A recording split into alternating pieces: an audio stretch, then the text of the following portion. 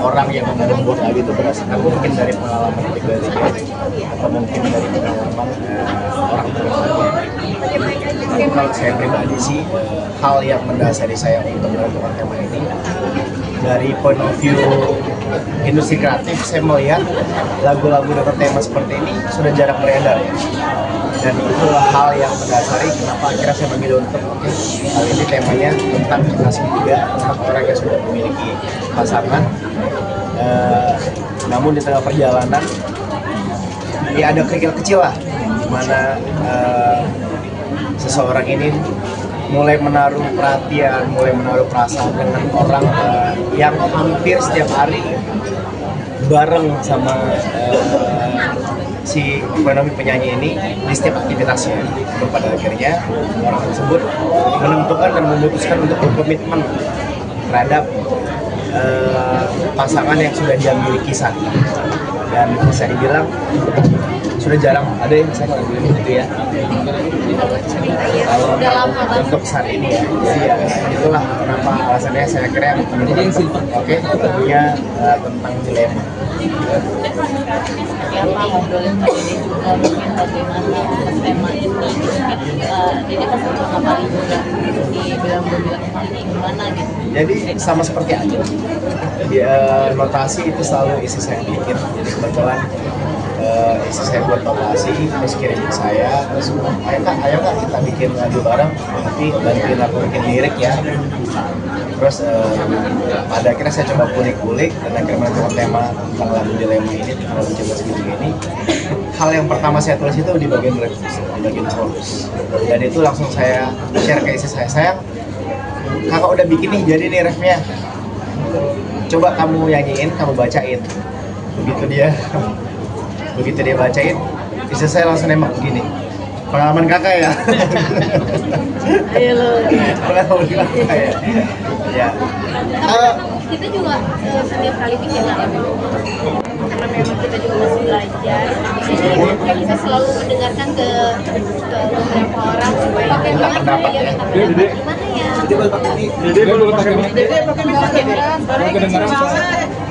Mana orangnya kecil deh.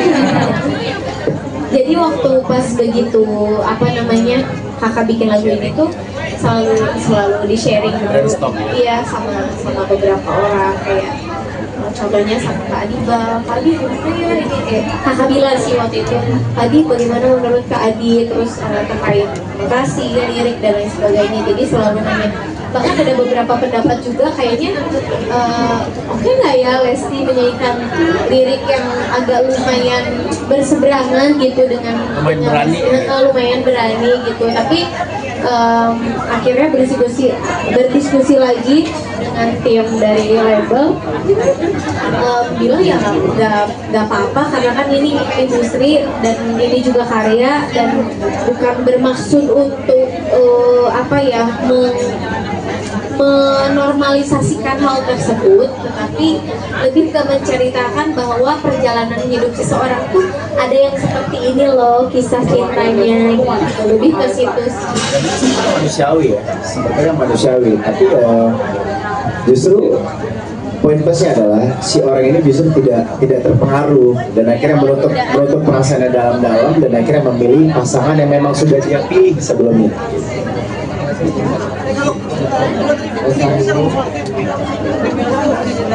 Karena dia cerita kalau ini sudah dia biasa, tapi ini kan kali ini kan bikin cerita ada konsep dia kecanggungan atau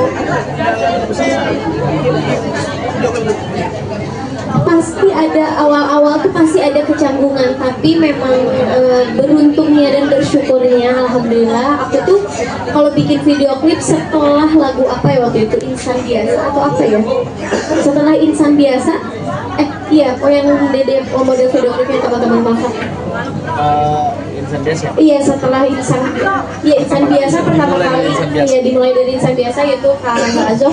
Setelah kesini ya tuh selalu Dede minta itu kakak dong yang ini, jadi gitu selalu gitu.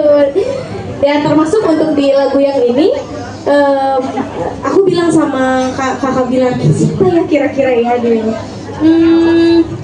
coba dong, ada beberapa nama gitu dicek terus ya yang alhamdulillah berjodoh sama Irzan dan Karnaval ini gitu.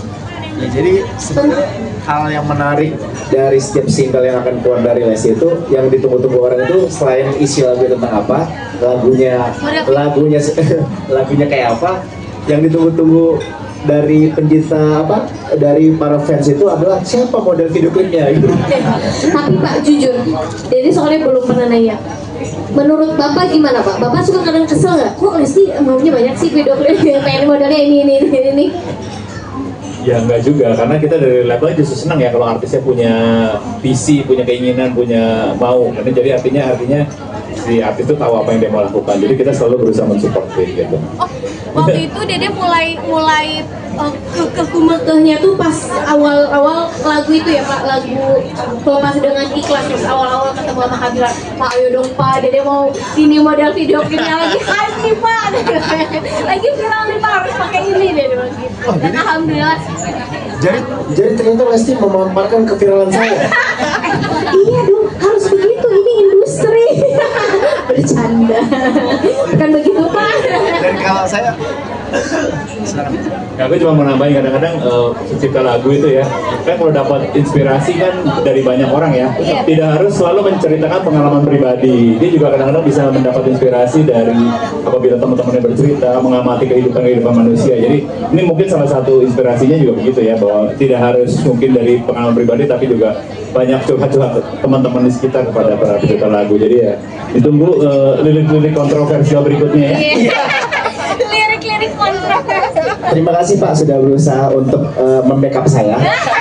Tapi sebetulnya kalau boleh jujur, ini sebetulnya pengalaman pribadi, tapi sudah lewat, sudah lama. Karena ketika menurut saya sih kalau membuat lagu, ketika menciptakan pengalaman pribadinya, itu biasanya lebih mampu terdeliver dengan baik Pak. Biasanya sebegitu. Beliau sendiri yang merasakan gitu, pasti otomatis liriknya juga, oh iya gue pernah ngerasain kayak gini gitu. Dan kembali lagi ke apa tadi poin video klip, kita tuh terutama saya selalu bersyukur karena memang berangkatnya dari pemain sinetron ya. Jadi untuk menggait beberapa teman-teman artis sebagai model video klip, jadi aksesnya itu lebih mudah gitu. Jadi ketika istri saya sih yang selalu banyak minta ini ketika minta, Kak aku pengen ini, pengen itu, jadi lebih mudah untuk mengakomodirnya gitu, alhamdulillah sejauh ini. Dan pengen pakai pemain tuh mahal. Bapak bisa dikondisikan. Tapi kenapa sih mungkin Kak bilang jadi selalu melibatkan Kak bilang biar ada dan Kak bilang kangen cowok-cowok dia bisa kontrol apa gimana? Enggak, dia mah nggak begitu Kak, cuma akunya aja ganjen, gatel. Enggak sih, emang maksudnya kalau aku pribadi sama siapapun kita ya harus di industri ini kolaborasi gitu, dan selama ini menurut aku selagi memang partner hidup kita bisa menjadi partner bekerja kita di industri, kenapa enggak gitu. Dan menurut aku Kakak Bilar juga mampu gitu, walaupun musik dangdut ini menurut kakak mungkin berasa awam gitu, tapi ternyata setelah dicoba dari lagu yang sebelumnya alhamdulillah juga cukup berhasil gitu. Dan dari situ Dede diskusi sama tim label, boleh nggak ada beberapa lagu lagi yang dibikin oleh kakak. Oh nggak apa-apa, justru malah disupport gitu, malah dikasih wadah terus gitu. Jadi menurut aku ya kenapa enggak sih untuk bisa terus berkarya bareng-bareng di industri musik dangdut gitu. Seru kan dangdut? Seru banget, seru. Saya tuh sempat ada rasa pasti ya, ada rasa skeptis, terus mengunderestimate diri sendiri. Tapi syukur saya punya istri saya yang selalu menjadi support system ya. Ketika saya merasa desperate, ya istri saya yang selalu mengatakan bahwa, ayo kakak bisa kok, jangan sampai kalah gitu. Terus ada yang momen lucu itu, kalau saya kan biasa bikin lagu pop ya, dan saya tuh punya satu role model itu Mas Yofi ya. Istri saya sampai bilang begini, kakak harus bangga, Mas Yofi belum pernah bikin lagu dangdut Kak. Tapi kakak pernah. Karena kakak tuh suka banget sama Om Yofi. Nanti mudah-mudahan ya kakak bisa kolaborasi ketemu ya. Soalnya kan dari lama gitu. Gak masalah sih, masa lalu biarlah berlalu, yang penting jadi karyanya bagus, disukain orang-orang banyak, udah. Terlepas cerita hidupnya itu perjalanan hidupnya dia. Karena Dedi nggak suka dikorek perjalanan hidup Dedi di masa lalu. Cia. Cuma tetap ya, kamu pas mau rilis lagu ini tetap amit-amit dulu ya. Amit-amit tuh sebelah Mizalik gitu. Kita menyanyi loh. Iya, karena Dedi yang nyanyi, tiba-tiba Dedi suka sama siapa? Relax. Dedi tuh lagi suka sama pemain bola Pak, Soboslai, Dominic, aduh love banget dah. Dan memang kan cerita ini dia paham bahwa perasaan yang dia taruh terhadap orang lain itu, orang terdekat itu perasaan yang tidak mungkin terjadi sebetulnya. Makanya dia itu akhirnya kubur dalam. Termasuk istri saya selama ini berhalusinasi bisa berpasang sama Soboslai ya. Tapi itu seperti punggung merindukan bulan. Masa kata si kakak, sayang, Soboslai menganggap kamu ada di dunia ini aja enggak. Dia nggak tahu ada aku di sini gitu. Jadi nggak perlu pegang tangan, tadi kalimat kan digantiin tuh, jadi mainnya yang kalimat ada. Ya kan memang secara aturannya juga memang tidak boleh, tanpa diucapkan pun udah paham gitu, dan memang udah disiapkan dengan baik gimana caranya supaya enggak taci gitu ya, diminimalisir lah gitu. Sebenarnya nyolong aja sih kalau ini ya, kadang-kadang jadi sama Irzan peluk ya, diem ya gitu, bercanda. Ya meskipun ini kan saya bisa dibilang sebagai konseptor juga bersama dengan tim juga, kita tuh selalu berusaha untuk memilih talent yang mampu menerjemahkan storyline yang kita ingin gitu, dan syukurnya mereka semua mampu menjawab tantangan tersebut.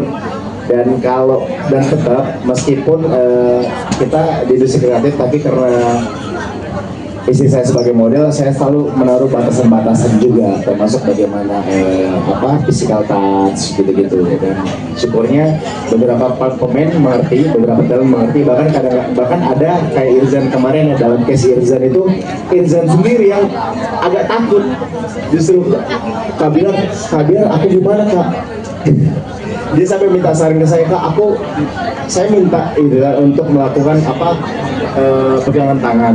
Bahkan Irzan sampai gemeter Pak. Udah Irzan, anggap saya di sini nggak ada gitu.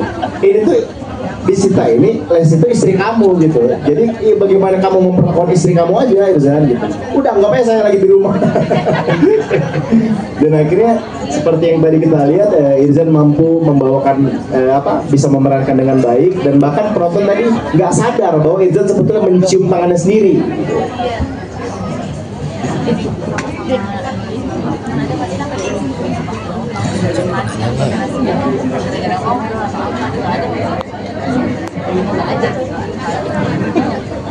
Inspirasi yang suka tiba-tiba ya selalu ada, terutama Kak Gilar, karena beliau ini belum selesai membicarakan hal ini dia udah jumping ngomongin tapi dia udah banyak banget ceritanya. Kadang dia suka ngomong sendiri, kenapa sih kan? Tapi seru gitu, maksudnya justru menurut aku ya aku pribadi sangat bersyukur banget, alhamdulillah ya Allah itu mempertemukan aku dengan suami yang dimana bisa tetap terus berkarya, terus bahkan diizinkan untuk bisa terus berkarya, terus disupport juga gitu tanpa ada batasan apapun gitu, kecuali batasan-batasan yang terlalu berlebihan gitu, melarang aturan agama dan lain sebagainya gitu. Jadi ya mudah-mudahan intinya kalau aku selalu berdoa mudah-mudahan Allah selalu menjaga, dan karya-karyanya juga bisa selalu diterima oleh seluruh insan musik atau seluruh pencinta musik. Ya Dek, tadi kan sempat disinggung bahwa bakal setiap bulan rilis single. Apa di single-single berikutnya itu ciptaan Kak Gilar juga atau ada ciptaan yang lain? Enggak juga. Ada yang udah disiapin, udah banyak banget.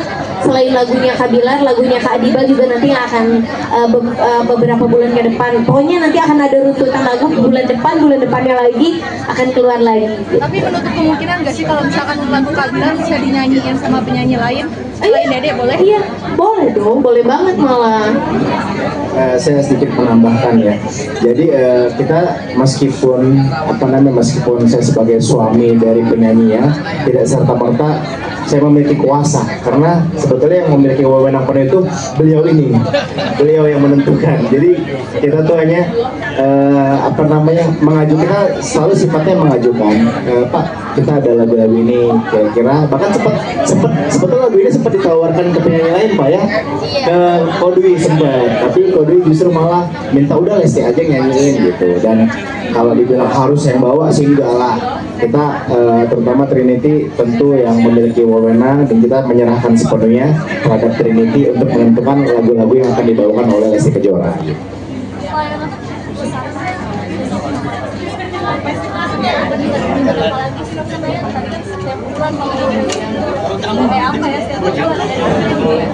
Ya kalau kesannya kita udah kerjasama dari 2004 ya, udah 11 tahun tentunya, udah saling 2014 sorry, udah 11 tahun, jadi tentunya udah saling memahami. Kita juga Lesti udah tahu apa yang kita mau untuk kebutuhan industri.